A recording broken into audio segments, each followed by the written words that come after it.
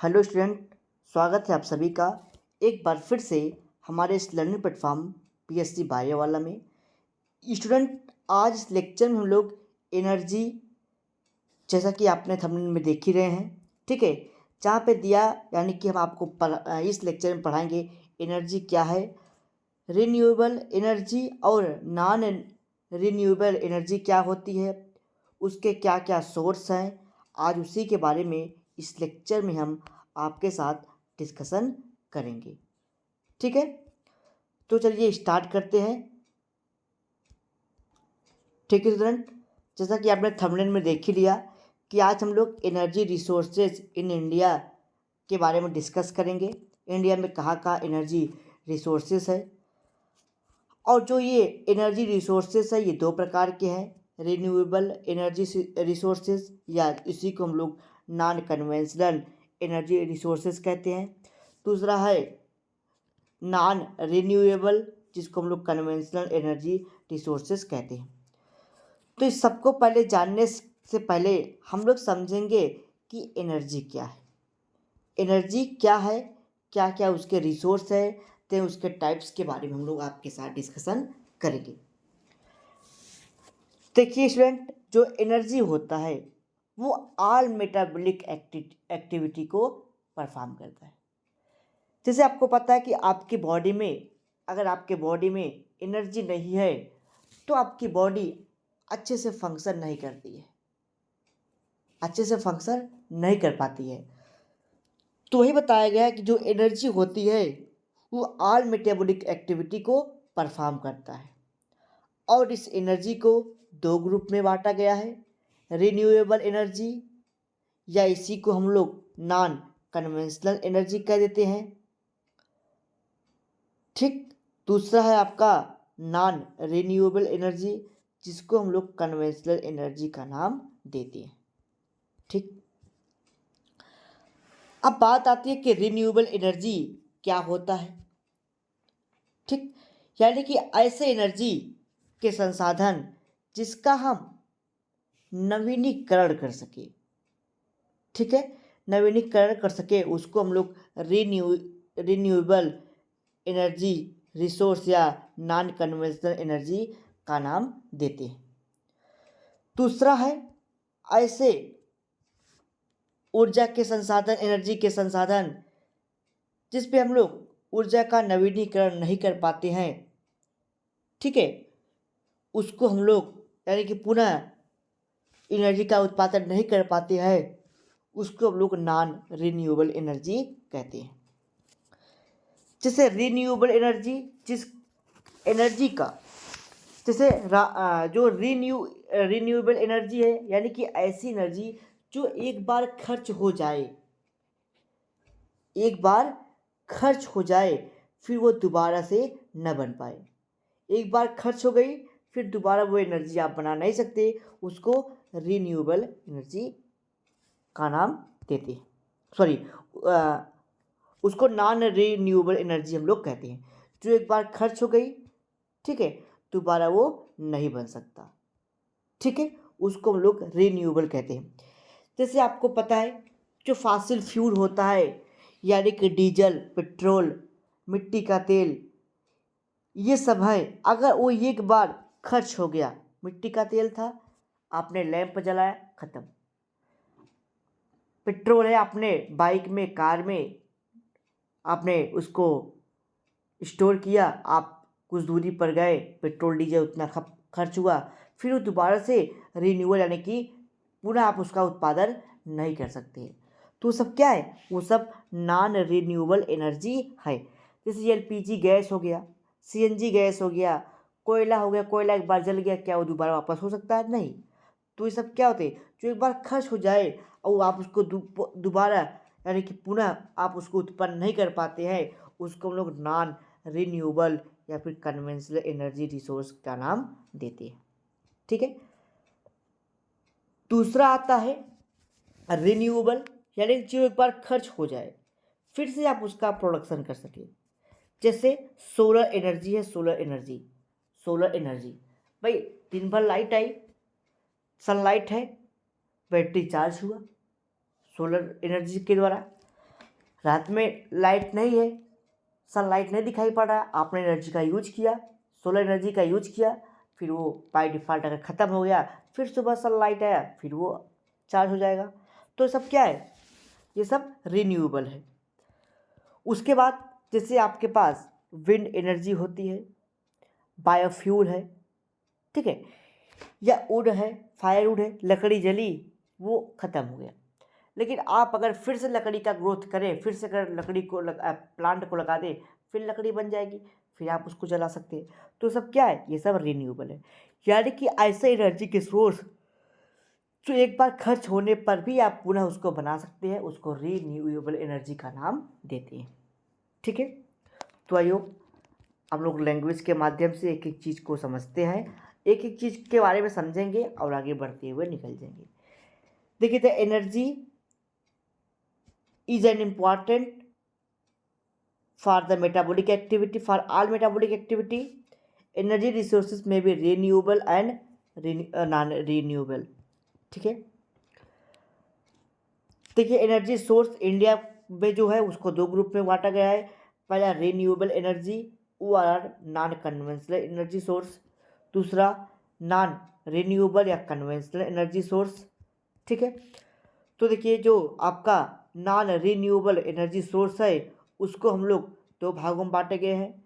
एक होता है फासिल फ्यूल, दूसरा होता है न्यूक्लियर एनर्जी। फासिल फ्यूल के अंतर्गत यानी कि कोयला, आयल और नेचुरल गैस यानी कि डीजल, एलपीजी, सीएनजी, ये सब आते हैं। दूसरा है न्यूक्लियर एनर्जी। ठीक है, फासिल फ्यूल और दूसरा था न्यूक्लियर एनर्जी।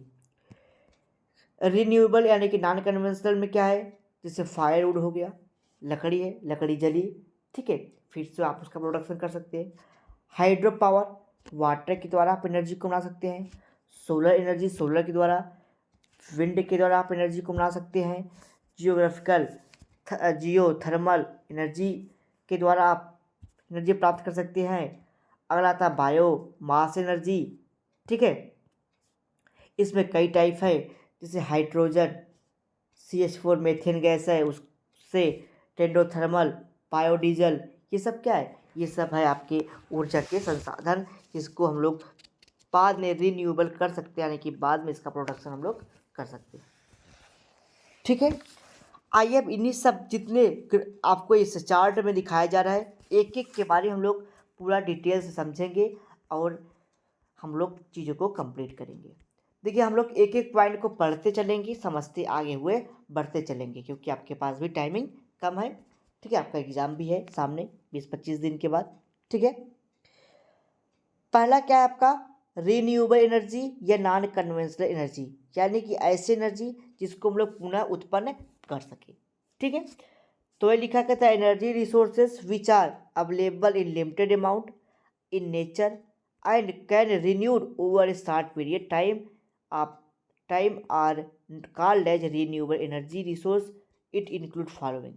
इसका मतलब ये, जैसे भाई लिमिटेड मात्रा में एनर्जी है, अगर वो खर्च हो गई आप उसका फिर से प्रोडक्शन कर सकते हैं एक स्पेसिफिक टाइम पे, स्पेसिफिक पीरियड टाइम पे, उसको लोग रिन्यूएबल या नॉन कन्वेंशनल एनर्जी के नाम से जानते हैं। इसमें बहुत सारे आते हैं, जैसे फायरवुड, जैसे लकड़ी को जलाया गया, ठीक है, लकड़ी जल गई, फिर बाद में अगर आप प्लांट को लगाते हैं फिर आप लकड़ी को प्राप्त कर सकते हैं, फिर आप उसको जला सकते हैं।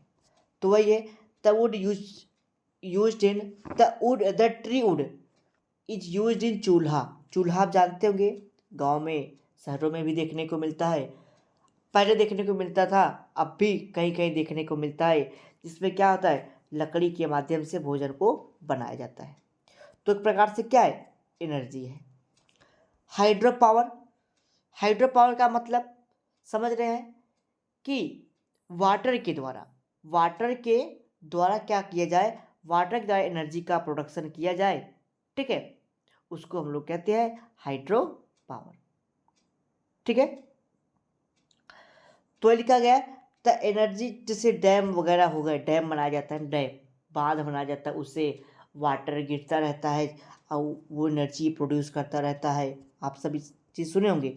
तो ये सब क्या है, हाइड्रो पावर प्लांट बनाया जाए तो ये सब क्या होता है कि ऊंचाई से पानी गिरता है और नीचे पंखी लगी होती है जो नाचने लगती है और इलेक्ट्रिसिटी जारी हो जाता है, तो हाइड्रो पावर हो गया। The energy obtain from the water flow and water falling from a height is known as hydro power energy. There are many hydro electric power plant such as Bhakra Nangal project, Hirakud Kosi project, Nagarjuna Sagar project. ये सब क्या है? Hydro power plant है। अगला है आपका tidal energy. Tidal energy, tidal energy क्या होता है? टाइडल एनर्जी का मतलब होता है जैसे लहर, टाइडल का मतलब होता है लहर। जैसे समुद्र में लहरें उठती हैं तो उसके द्वारा जो एनर्जी प्रोड्यूस होता है उसको हम लोग टाइडल एनर्जी कहते हैं। चलिए इसके बारे में समझिए। The wave form on the surface of sea water, जो समुद्र की लहरों पर जो वेव उठती है, लहरें उठती हैं due to rise and following of water, water के ऊपर उठने और नीचे से, उसको हम लोग टाइडल वेव का नाम देते हैं। और उसके द्वारा and energy present in raising and falling of water tidal is known as tidal energy. अब उसके द्वारा जो ऊपर उठती है नीचे जाती है, उसके द्वारा जो एनर्जी का प्रोडक्शन होता है उसको टाइडल एनर्जी का नाम देते हैं। The tidal energy of sea can be used in generate electricity with the help of turbine. तो टरबाइन की सहायता से इसमें इलेक्ट्रिसिटी जो है कि प्रोवाइड किया जाता है, यानी कि इलेक्ट्रिसिटी बनाया जाता है। This tidal energy is a form of hydro power that convert the energy of the tides into electricity. ठीक है, यानी कि टरबाइन जो एनर्जी देती है उसको इलेक्ट्रिसिटी में कन्वर्ट करता है। अगला है आपका सोलर एनर्जी। सोलर एनर्जी आप लोग समझ रहे हैं कि सनलाइट से ऊर्जा प्राप्त हो। ठीक है, उसके बाद क्या हो, डिफरेंट जो है कि यूटिलाइज करके हम उसका यूज करें। तो इसके दो है, जैसे डायरेक्ट सनलाइट या फिर डायरेक्ट यूज होता है, दूसरा इनडायरेक्ट है। तो आइए हम लोग पहले समझते हैं। They are obtain from the sun is known as solar energy. जब हम एनर्जी सोलर के माध्यम से यानी कि सनलाइट के माध्यम से प्राप्त करते हैं उसको सोलर एनर्जी के नाम से जानते हैं। The sun is the source of the heat solar energy. The direct and indirect utilisation of solar energy is given as 0। जो सोलर एनर्जी होता है आप उसको दो तरीके से ले सकते हैं, एक है डायरेक्ट, दूसरा होता है इनडायरेक्ट। डायरेक्ट क्या, जैसे आपके घर में सोलर कुकर है, सोलर के माध्यम से सोलर लगा हुआ है और नीचे भोजन पक रहा है, तो सोलर एनर्जी यानी solar cooker. Solar dryer, solar के माध्यम से ड्रायर चल रहा है, बाल सुखाने वाली जो यंत्र होती है, ऊपर सोलर लगा हुआ है, नीचे आप उसको चला सकते हैं। सोलर इन्वर्टर, ऊपर सोलर पैनल लगा है, नीचे बैटरी सोलर इन्वर्टर चार्ज हो रहा है। सोलर लाइट, ऊपर सोलर लगी हुई, नीचे लाइट जल रहा है। सोलर लैंप, ये सब क्या है, ये सब डायरेक्ट यूज है इसके सोलर के। दूसरा होता है इनडायरेक्ट। इनडायरेक्ट यानी कहने का मतलब क्या, इनडायरेक्ट मतलब ये होता है कि जैसे सोलर एनर्जी है, ठीक है, उसको केमिकल एनर्जी में कन्वर्ट किया जाए, फिर बायोमास ऑफ प्लांट की सहायता से उसको यूज किया जाए, तो ये होता है इनडायरेक्ट। अगला आता है विंड एनर्जी। ऐसी एनर्जी जो विंड के माध्यम से बनाई जाती है उसको हम लोग विंड एनर्जी कहते हैं। जैसे आप लोग पवन चक्की का नाम सुने होंगे, पवन चक्की वो विंड एनर्जी है, यानी कि पंखी लगी रहती है, स्पेसिफिक टाइम पे हवा चलता है, अब वो जो है कि राउंड में जो है कि घूमता रहता है, तो उससे क्या होता है, इलेक्ट्रिसिटी वो होता प्रोड्यूस होता है, अब वो क्या होता है, इलेक्ट्रिसिटी प्रोड्यूस होता है जिसके कारण एनर्जी बनता है। ठीक है, यानी कि तो लिखा है the produced by the wind current is known as wind energy. It has limited use because it has limited use, इसका बहुत ही लिमिटेड यूज है। बिकॉज भाई क्योंकि जो आप जब हवा चलेगी तभी एनर्जी का प्रोडक्शन होगा, अगर नहीं चलेगा तो नहीं होगा, तो भाई उसके भरोसे कौन बैठा रहेगा, तो इसलिए उसका यूज कम होता है। ठीक है, तो कभी कब चल सकता है, एक साल भर चल सकता है हवा, हो सकता है कि एक महीने चले या 10 दिन चले, 2 दिन चले, फिर 2 दिन बाद चले, तो इस प्रकार से ये हो सकता है, किसी भी दिन चल सकता है, कभी भी चल सकता है। जियो थर्मल एनर्जी, ऐसी एनर्जी जो ग्रेविटी के द्वारा यानी कि अर्थ के अर्थ के जो अर्थ के द्वारा प्रोड्यूस होता है, ठीक है, उसको हम लोग जियो थर्मल ग्रेविटी कहते हैं, जो न्यूजीलैंड और यूनाइटेड स्टेट ऑफ अमेरिका में देखने को मिलता है। The energy produce from the earth is known as geothermal energy. These energy are mostly found in the New Zealand and USA. Biomass energy या बायो एनर्जी ऐसी एनर्जी, ठीक है, जो बायोमास में एनर्जी प्रोड्यूस होता है उसको हम लोग बायोमास एनर्जी कहते हैं, ठीक है। बायोमास जैसे आपको पता होगा, जो भी इंडस्ट्री से वेस्ट पार्टिकल निकलते हैं, ठीक है, उसके रिसाइकिल की जाती है और यानी कि उसको एक जगह एकत्रित करके उससे एनर्जी प्राप्त की जाती है। या आप लोग जानते हैं, घर के वेस्ट पदार्थों को एक जगह एकुमुलेट किया जाता है और उससे क्या होता है, प्लांट को एकुमुलेट किया जाता है, उससे एनर्जी का प्रोडक्शन होता है, उसको बायोमास या बायो एनर्जी के नाम से जानते हैं। तो लिखा the energy obtain from the biomass is known as biomass energy या फिर बायो एनर्जी।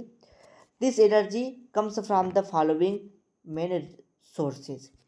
तो एग्रीकल्चर क्रॉप रेसिड्यूज, म्युनिसिपल या industrial waste, energy plantation. The various sources of energy और biofuel are given as a below. यानी कि और भी तरीके हैं, जैसे हाइड्रोजन। आपको पता होगा कुछ प्लांट यानी कि कुछ अलगी ऐसे होते हैं, जैसे बीजू है, वो सब क्या होते हैं, फोटोट्रॉफिक होते हैं, वो अपना भोजन स्वयं बनाते हैं, ठीक है। तो उसमें हाइड्रोजन पाया जाता है, जो क्या करते हैं, हाइड्रोजनेज एंजाइम के प्रेजेंस में अपना भोजन बनाते हैं और उससे एनर्जी प्राप्त करते हैं, ठीक है। तो लिखा गया it is obtain from the, जो हाइड्रोजन एनर्जी है वो यानी कि एल्गी से, पीजीए से, इन सबसे प्राप्त किया जाता है, जो कि फोटोसिंथेटिक बैक्टीरिया है, जो हाइड्रोजन की सहायता से, डिफरेंट सबस्ट्रेट की सहायता से हाइड्रोजनेज एंजाइम बनाता है, उससे भोजन की प्राप्ति करता है। अगला है मीथेन या फिर बायोगैस, CH4, आप नाम सुने होंगे। जो CH4 या मीथेन बैक्टीरिया है, जैसे मिथेनोकाकस बैक्टीरिया या मिथेनोबैक्टीरियम, ये सब क्या करते हैं, ये सब मीथेन प्रोवाइड करते हैं। जो आपको पता है, जो मीथेन होता है वो जाते भोजन बनाने में, यानी कि उससे आग, फायर बनता है और जो कि यूज किया जाता है। चलिए आगे तरफ बढ़ते हैं।